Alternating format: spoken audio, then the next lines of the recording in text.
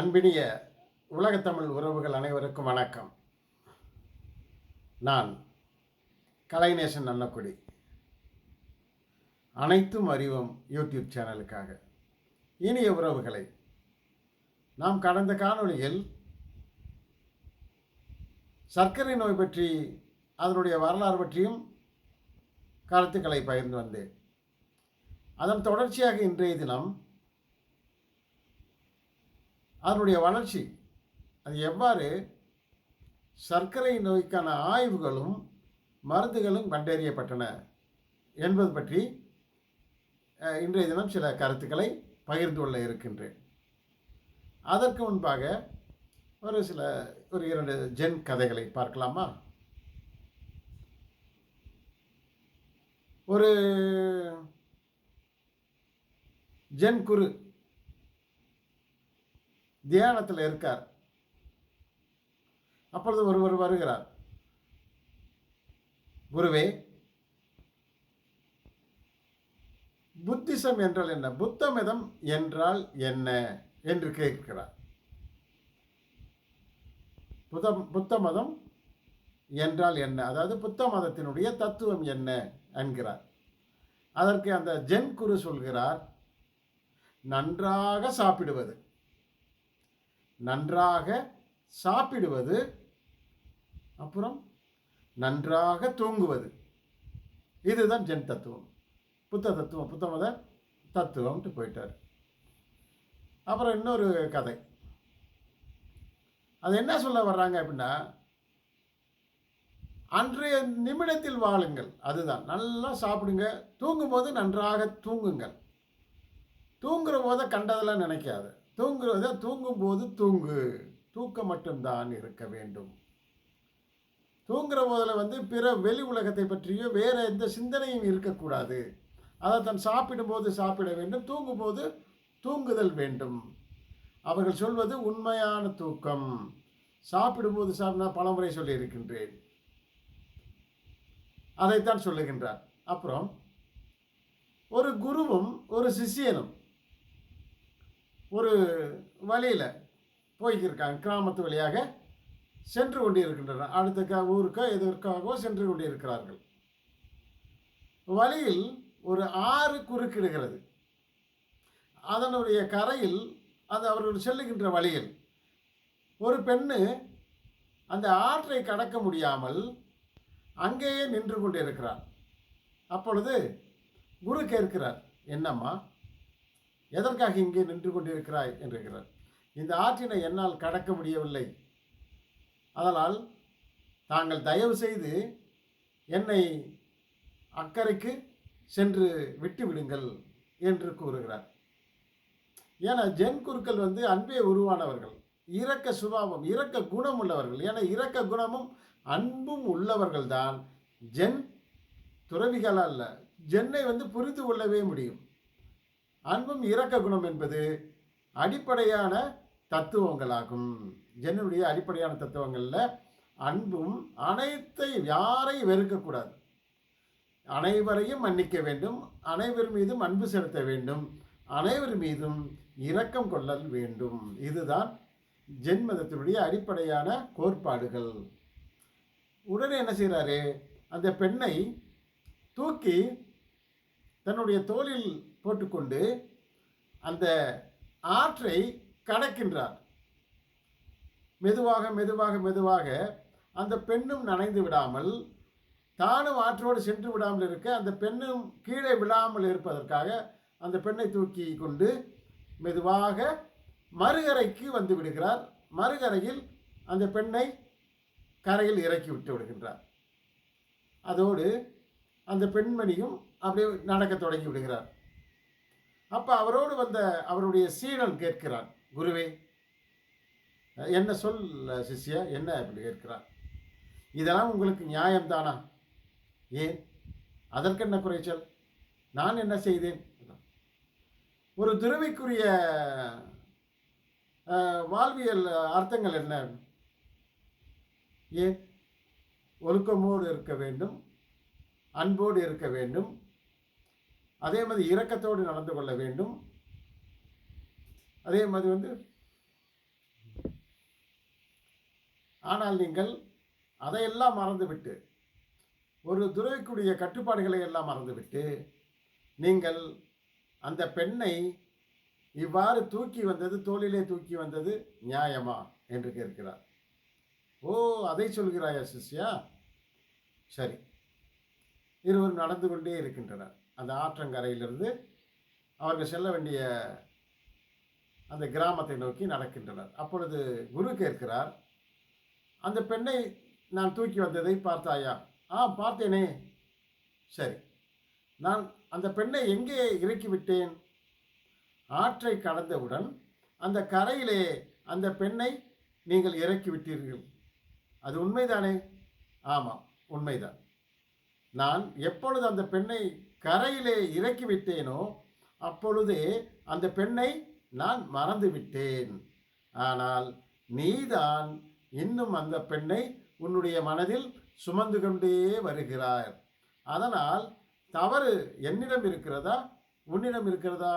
சொல் குருவினே. அந்த சிஷ்யர் என்ன செய்யறானா, தலை குனிந்து கொள்கிறார். ஆம், அவர் அப்பொழுதே அதை இறக்கி விட்டு விட்டார். அவருடைய மனதில் வேறு எந்த ஒரு கெட்ட எண்ணமும் சிந்தனையுமே இல்லை. பெண் தனியாக இருப்பவருக்கு உதவி செய்ய வேண்டியது ஒரு குருவினுடைய, ஒரு துறையினுடைய கடமை. அந்த கடமையை செய்தார், அங்கேயே விட்டுவிட்டு வந்து விட்டார். இது போலத்தான் பலரும் வாழ்க்கையில் எப்பொழுதோ நடந்த, அது சந்தோஷமாக இருக்கலாம், துக்கமான நிகழ்ச்சியாக இருக்கலாம், வெற்றியாக இருக்கலாம், தோல்வியாக இருக்கலாம், அதை இறக்கிவிட வேண்டிய நேரத்தில் இறக்கிவிடாமல் வாழ்நாள் முழுவதும் தன்னுடைய மனதிலும் அறிவிலும் சுமந்து கொண்டே வருகின்றனர். இது மனித வாழ்க்கையில் அவர்களுக்கு ஒரு பெரிய துன்பமாக அமைந்து விடுகிறது என்று ஜென் கருத்து சொல்லுகிறது.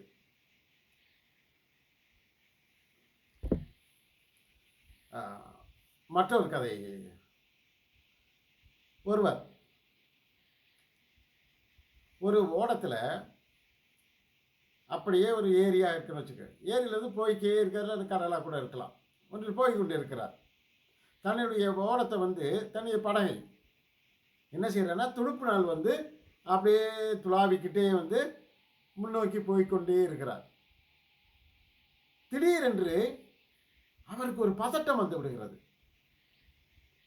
அவர் என்ன நினைக்கிற, பின்னாடி ஏதோ ஒரு படகு தன் படகு மீது மோத வருவது போல அவருக்கு பதட்டம் வந்து வருகிறது. படபடப்பாகிறார். அப்படியே காத்து கொண்டிருக்கிறார். சரி, அந்த படகு வரட்டும், அது நம் மீது மோதி விடுமோ என்ற பயம் வேறு வருகிறது. நம்ம பின்னால் ஏதோ பின்னால் வருகின்ற படகு வருகிறது. வருகின்ற படகு நம் மீது மோதி விடுமோ என்ற பயம் வந்து விடுகிறது.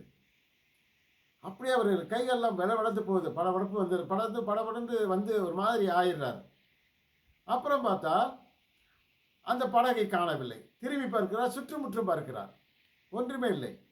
அது வேறொன்றும் இல்லை, இவருடைய படகுதான் நீரினுள் இன்னொரு படகு போல இவருடைய படபடப்பான மனதிற்கு தெரிகிறது.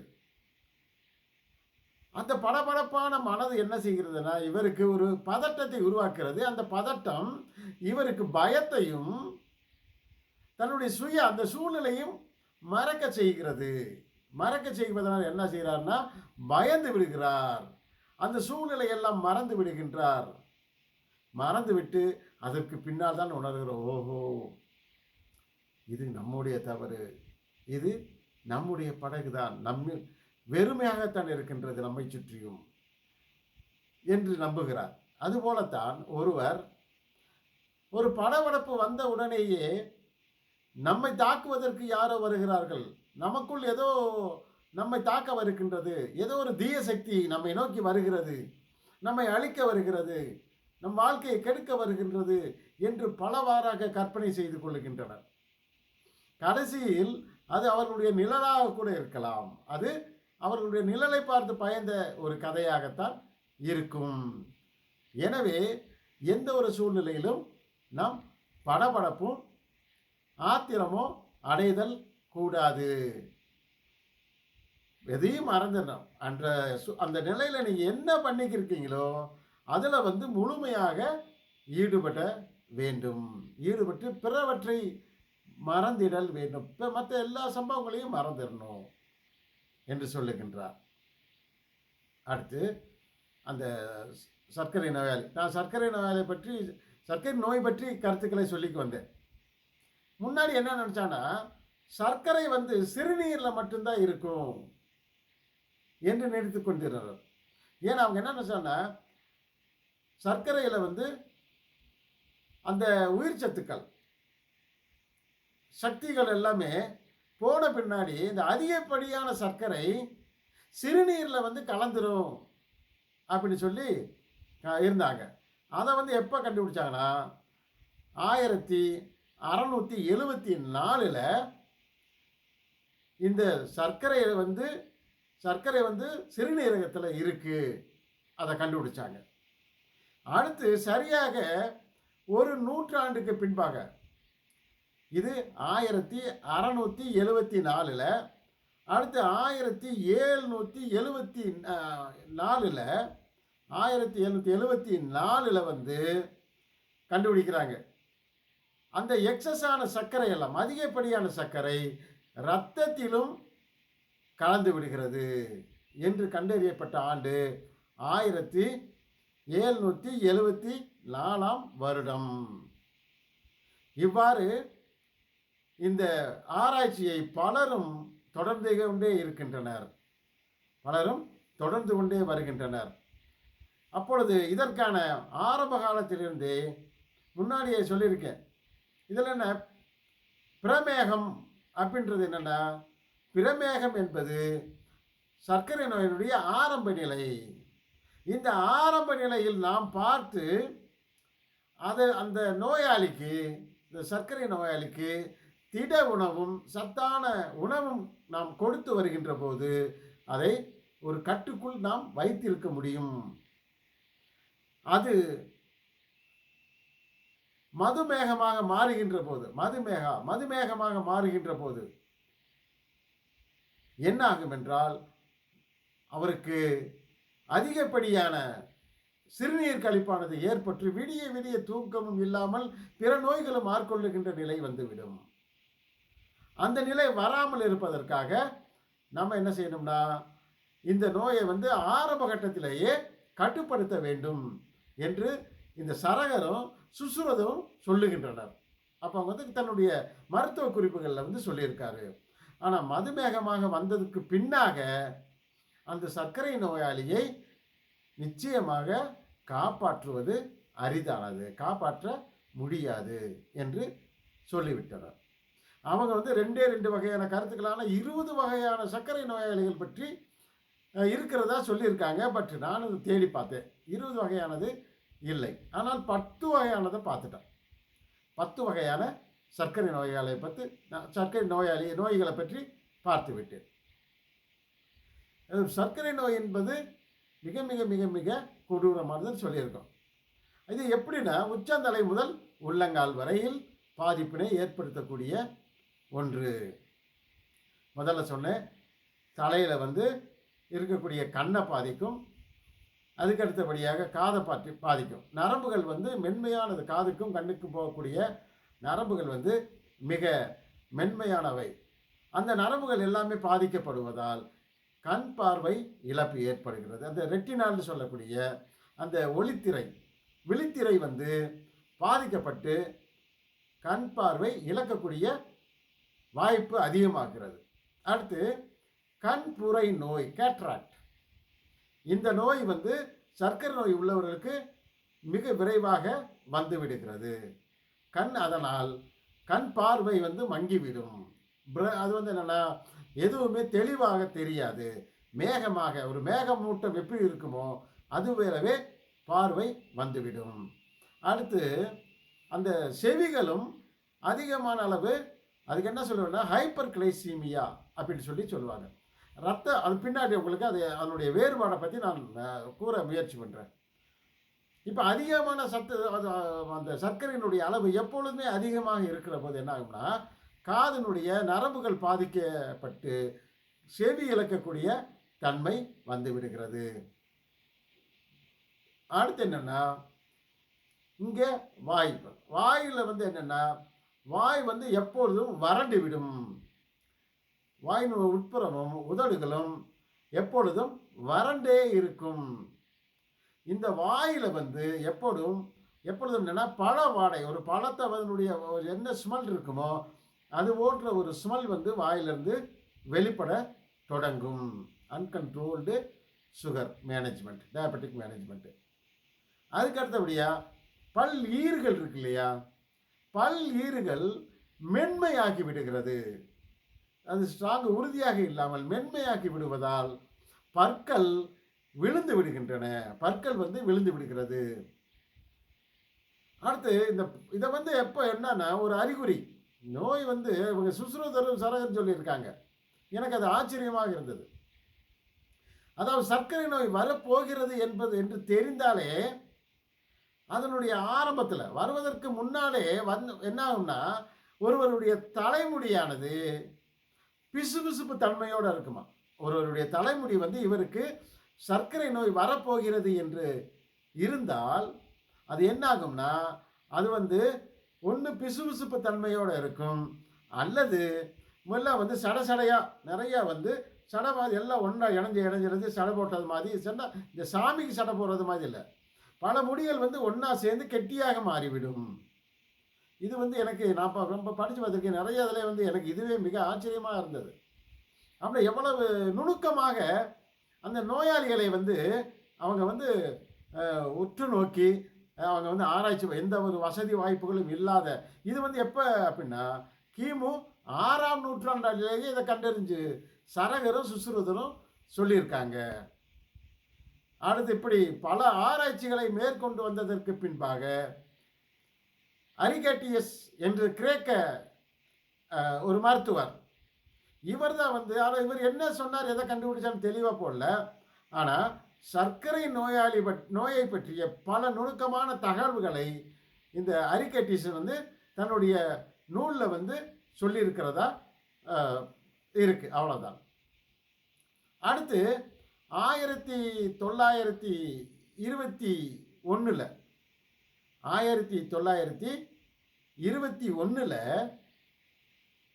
ஃப்ரெட்ரிக் 1921 ஃப்ரெட்ரிக் பேண்டிங் என்பவரும் சார்லஸ் பெஸ்ட் என்பவர் ஒன்றிணைந்து 1921 நாம் உயிரோடு இருப்பதற்கான உலகத்தில் இருக்கக்கூடிய அனைத்து சர்க்கரை நோயாளிகளும் உயிருடன் இருக்கக்கூடிய இந்த இன்சுலின் மருந்தை கண்டறிகின்றனர். அதை நேரடியாக உடனடியாக கொடுக்க முடியாது யாருக்கும். அப்பொழுது என்ன செய்திருக்கணும்னா 1921 கண்டுபிடித்த மருந்தை இவர்கள் பரிசோதனைக்கு உட்படுத்துகின்றனர். அது எப்படின்னா 1922 ஜனவரி மாதம் 11ஆம் தேதி லியனார்டு தாம்சன் என்கின்ற ஒரு 14 வயது சிறுவன் வந்து டைப் 2 சர்க்கரை நோயினால் வந்து பாதிக்கப்பட்டிருக்கிறார். மிக கடுமையான நிலையில் இருக்கிறார். ஏன்னா அப்போ அடிப்படையான எந்த மருந்து மாத்திரைகளும் இல்லாத ஒரு காலம். அப்போ அவர் அதில் இறந்து கொண்டு இருக்கிறார். இதை பார்த்துட்டு இவருங்க என்ன செய்கிறாருன்னா இவரிடத்தில் நாம் அந்த பரிசோதனையை செய்து பார்க்கலாம் என்று அவருக்கு வந்து உலகத்தில் வந்து முதலாக ஒரு டோஸ் அவங்களுக்கு வந்து போடுறாங்க. யாருக்குன்னா லியனார்டோ தாம்சன் என்ற 14 வயது சிறுவனுக்கு வந்து முதலாக அந்த கண்டறியப்பட்ட இன்சுலின் மருந்தை போடுகின்றனர். முதல் டோஸு. ஏன்னா அப்போ வந்து தனியாக பிரித்து எடுக்க முடியலை. அவங்க என்ன சொல்கிறாங்கன்னா தூயதாக இல்லாமல் அது என்ன வந்து அசுத்தமாக இருக்கக்கூடிய அப்படி வச்சுக்கலாம், புரியுதுன்ற வகையில் அது என்ன அதை வந்து செலுத்துறதுனால அவருக்கு வந்து கொஞ்சம் உடல்நிலையும் பாதிக்கப்படுது.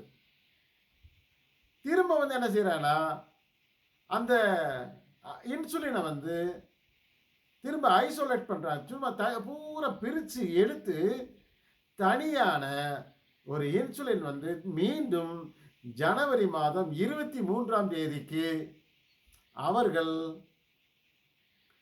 என்ன செய்கிறானா, இந்த லியனார்டோ தாம்சனுக்கு 2வது டோஸாக தருகின்றனர். இன்சுலினை வந்து 2வது டோஸாக ஆஃப்டர் நல்ல மிக சுத்தப்படுத்தியதற்கு பின்பாக அவர் சர்க்கரை நோயிலிருந்து விடுபடுகின்றார். சர்க்கரை படிப்படியாக குறைந்து விடுகின்றது. அவர் அந்த ஹைப்பர் கிளைசீமியாவிலிருந்து விடுபடுகின்றார். மிக அதிக அளவு சர்க்கரை வந்து ரத்தத்தில் இருப்பதை வந்து நம்ம என்ன சொல்லணும், எப்பொழுதுமே சர்க்கரையினுடைய அளவு ரத்தத்தில் அதிகமாக இருப்பதை ஹைப்பர் கிளைசீமியா என்று அழைக்கின்றனர். அந்த லியனார்டோ தாம்சன் இந்த ஹைப்பர் கிளைசீமியாவில் வந்து இருந்தவர் 2வது முறையாக அவருக்கு இன்சுலின் போட்ட போது என்ன செய்கிறாருன்னா, படிப்படியாக அவரது அந்த சர்க்கரை வந்து குறைந்து அவரது சர்க்கரை நார்மலுக்கு வந்து விடுகின்றது. நார்மலாக இருக்கிறவங்களுக்கு எவ்வளவு இருக்குமோ அந்த அளவுக்கு வந்து விடுகின்றது. அப்பொழுதே இவங்க என்ன செய்கிறாங்கன்னா, ஒரு டொரண்டோ பல்கலைக்கழகத்தில் வந்து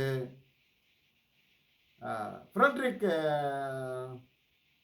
அவர்களும் ஃப்ரெட்ரிக் பேண்டிங் அவர்களும் சார்லஸ் பெஸ்ட் இருவரும் சேர்ந்து வந்து பேட்டன்ட்டுக்காக அவங்க வந்து அப்ளை பண்ணுறாங்க. அவர்களுக்கு வந்து பேட்டன்ட் வந்து தரப்படுகிறது. பின்பு இருவருமே ஆளுக்கு ஒரு டாலர், எப்போ 1922 இந்த விஞ்ஞானிகள், மருத்துவ விஞ்ஞானிகள் இருவருமே ஆளுக்கு ஒரு டாலர் பெற்றுக்கொண்டு இதனை அரசுக்கு கொடுத்து விடுகின்றனர். அப்பொழுது அந்த ஃப்ரெட்ரிக் என்ன சொல்றாருன்னா, ஃப்ரெட்ரிக் பாண்டிங் என்ன சொல்றாருன்னா, இன்றைய நாள் முதலாக இந்த இன்சுலின் எனக்கு சொந்தமானது அல்ல. இன்றைய நாள் முதலாக இந்த இன்சுலின் எனக்கு சொந்தமானது அல்ல. இது இந்த உலகத்து மக்களுக்கு சொந்தமானது. இந்த உலகத்தில் இருக்கக்கூடிய அனைத்து சர்க்கரை நோயாளிகளுக்குமானது என்று அவர் உரக்க சொல்லுகிறார். பத்திரிகையாளர் சந்திப்பது வந்து உரக்க சொல்லுகின்றார்.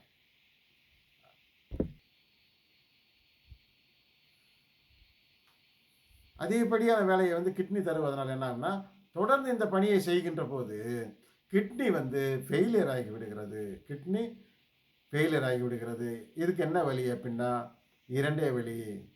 ஒன்று வந்து என்னென்னா, கிட்னியை வந்து மாற்று வைக்கணும், மாற்று சிறுநீரகம் பொருத்தணும்.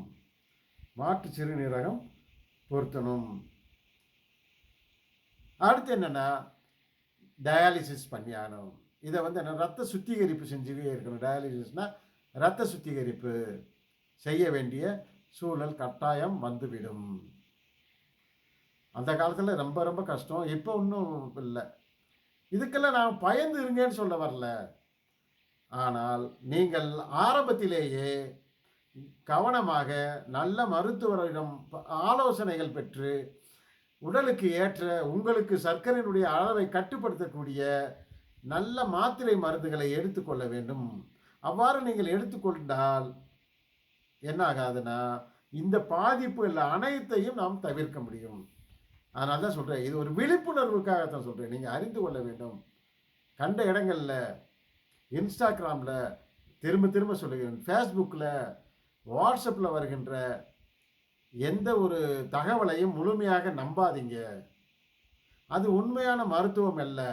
அதில் ரொம்ப டாக்டருக்கு படித்தவங்கெல்லாம் அதில் அப்படிலாம் சொல்ல மாட்டாங்க. எம்பிபிஎஸ்க்கு படிச்சுட்டு வாட்ஸ்அப்பில் போய் மருத்துவ ஆலோசனை சொல்ல மாட்டாங்க. அதை நீங்கள் புரிஞ்சுக்கிறணும். அதை புரிஞ்சுக்கிட்டு எப்பொழுதுமே எதுவாக இருந்தாலும் உடனடியாக மருத்துவரை அணுகுதல் ரொம்ப ரொம்ப முக்கியம். முதல் மருத்துவரை தான் பார்க்கணும். அதுக்கு பின்னாடி வந்து நீங்கள் நாட்டு மருந்தோ. ஆனால் அதுக்கடுத்து நல்ல உணவு பழக்க வழக்கம். நீங்கள் என்ன தான் மருத்துவரை பார்த்தாலும் உணவை வந்து கட்டுப்பாட்டுக்குள்ளேயும், எதை சாப்பிட வேண்டும் எதை சாப்பிடக்கூடாது, அதை உணவு கட்டுப்பாடை பற்றி நான் பின்னாடி அடுத்த தகவலில் வந்து நான் நம்மோடு பகிர்ந்து கொள்வதற்கு நான் தயாராக இருக்கிறேன். இது அடுத்து என்னென்னா, இது ரொம்ப முக்கியமான ஒரு பிரச்சனைகள் வந்து என்னென்னா, அடுத்தது எரக்டைல் டிஸ்ஃபங்க்ஷன். இதுதான் குடும்பத்துக்குள்ளே வந்து மிகப்பெரிய பிரச்சனைகளை ஏற்படுத்தக்கூடியது. தாம்பத்திய வாழ்வில் முடியாமல் போவது. ஒரு ஆண் தொடர்ந்து அதிக அளவு சர்க்கரை நோயோட சர்க்கரையினுடைய அளவு சர்க்கரை வந்து ரத்தத்தில் அதிகமாக இருக்க என்னன்னா இவருக்கு வந்து உடல் உறவில் ஈடுபட முடியாத நிலை ஏற்பட்டு விடுகிறது. இது என்ன சொல்றோம்னா எரக்டைல் டிஸ்ஃபங்க்ஷன். எரக்டைல் டிஸ்ஃபங்க்ஷன் சொல்றோம் நம்ம. அதனால் இதை தொடர்ந்து மருந்து மாத்திரைகள் இன்னொன்று இது வந்து மனைவிமார்கள் அவருடைய துணைவிகள் வந்து துணைவியார்கள் புரிந்து கொள்ள வேண்டும்.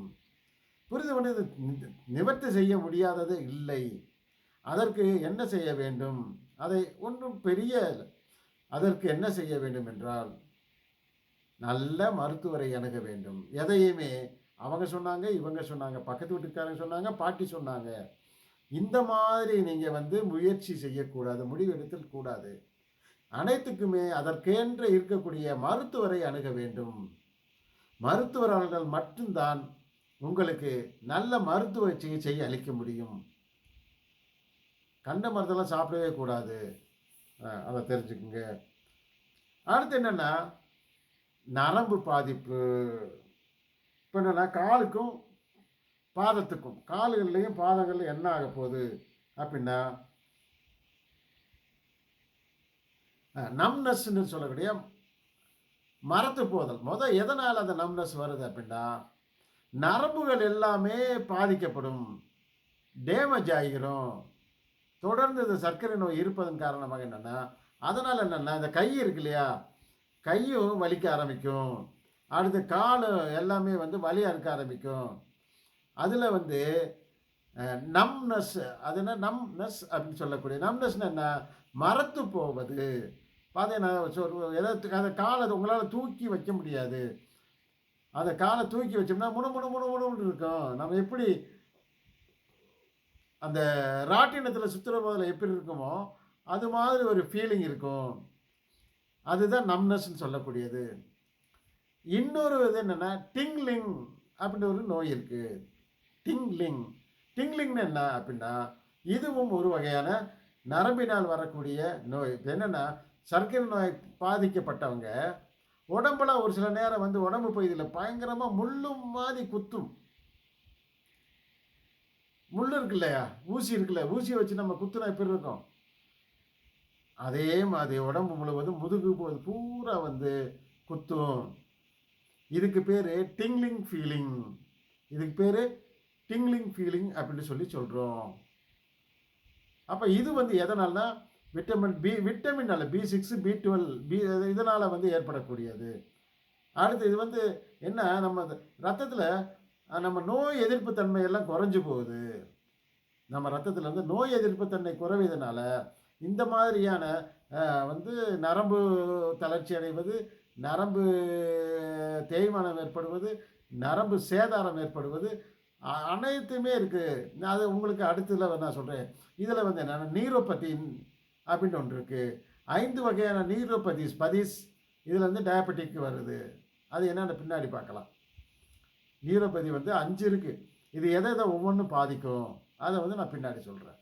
இப்போ வந்து என்னென்னா இந்த கால் பாதம் பாதிக்கப்படுது. ஏன்னா ரத்த ஓட்டம் வந்து போகாதது கீழே தான். வேறு மற்றதெல்லாம் நான் சொல்லியிருக்கேன். இது வந்து என்னென்னா ஆக்சிஜனை வந்து நல்ல உடம்புல வந்து என்ன செய்யணும், உச்சந்தலையிலேருந்து கீழே அந்த நகங்கள் வரைக்கும், நல்ல வளரக்கூடிய நகங்கள் வரைக்கும் அந்த நம்ம ரத்தத்தில் இருக்கக்கூடிய சத்து வந்து போகும். நம்ம சாப்பிடக்கூடிய உணவிலிருந்து இருக்கக்கூடிய சத்து வந்து போகும், பரவும். ஆனால் இப்போ வந்து என்னென்னா இப்போதுனா நரம்புகள் எல்லாம் சேதமடைகிறதும், அதே நேரத்தில் இரத்த குழாய்கள் சுருங்குதல் மூலமாக இரத்த குழாயில் வந்து வேகமாக ரத்தம் வந்து போய் கீழே வரைக்கும் போக முடியாத சூழ்நிலை இருக்குது.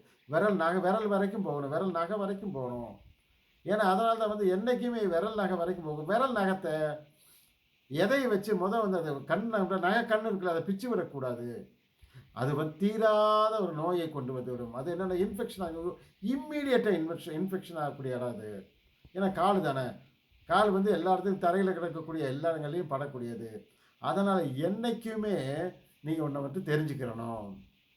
அது என்னென்னா, நகத்தை கைகளால் பிச்சு விடக்கூடாது. அடுத்து என்னென்னா, நகங்களை வெட்டி வைக்க வேண்டும், சுத்தமாக வைத்திருக்க வேண்டும். அதில் வந்து நீங்கள் எதையாவது பிச்சு விட்டுட்டிங்கன்னா, காலில் சொரிஞ்சு விட்டுட்டிங்கன்னா என்ன ஆகும் அப்படின்னா, உங்களுடைய சரியான மருத்துவ சிகிச்சை எடுக்கலைன்னா காலை இருக்க ஆம்புடேஷன், அது எங்கே வந்து முடியும்னா ஆம்புடேஷனில் முடியும். காலை எடுக்க வேண்டிய சூழலில் வந்து முடியும். புண்ணு காலில் தொடங்குச்சுன்னா மேலே வரைக்கும் புண்ணாயிரும்.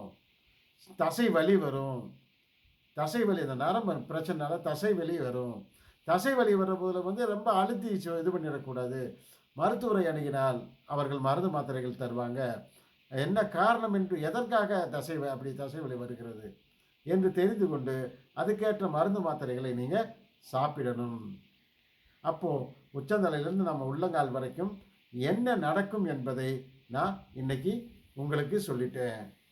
இதில் ஏதேனும் சந்தேகம் இருந்தால் எப்பொழுதும் கேட்கலாம் என்கிட்ட கமெண்ட்ஸில் வந்து சொல்லுங்கள்.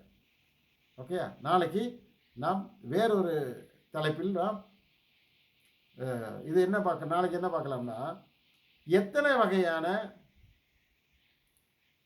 டயபெட்டிக்ல வந்து எத்தனை வகை இருக்கிறது, சர்க்கரை நோயில் வந்து எத்தனை வகையான சர்க்கரை நோய்கள் இருக்கின்றன அப்படி பார்க்குறோம். அதோட வந்து சர்க்கரை நோய்கள் வரக்கூடிய அறிகுறிகள் என்னென்ன, அதனுடைய சிம்டம்ஸ் என்னென்ன, அதை வந்து நாளைக்கு நம்ம பார்க்கலாம். ஓகே, வணக்கம் உலக உறவுகளே, தமிழர்கள் வணக்கம்.